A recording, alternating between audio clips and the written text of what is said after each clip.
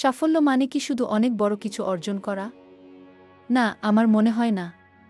সত্যিকারের সাফল্য হলো প্রতিদিন একটু একটু করে নিজের সীমাবদ্ধতাকে ছাড়িয়ে যাওয়া। গতকালের চেয়ে আজ তুমি কতটা এগিয়েছ সেটাই আসল। সমাজ কি বলছে, লোকে কি ভাবছে, এসব নিয়ে বেশি চিন্তা করো না। সবচেয়ে জরুরি হলো তুমি নিজে কি ভাবছ, তোমার মন কি চাইছে।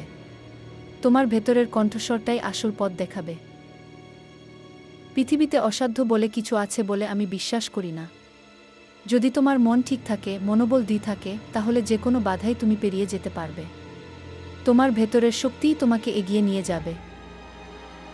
তোমার আজকের এই ছোট ছোট চেষ্টাগুলো হয়তো চোখে পড়ছে না, কিন্তু যেন এই ছোট ছোট পদক্ষেপগুলোই একদিন অসাধারণ কিছুতে পরিণত হবে। শুধু একটাই শর্ত, লেগে থাকতে হবে, থামলে চলবে না। তাই নিজের উপর বিশ্বাস রাখো।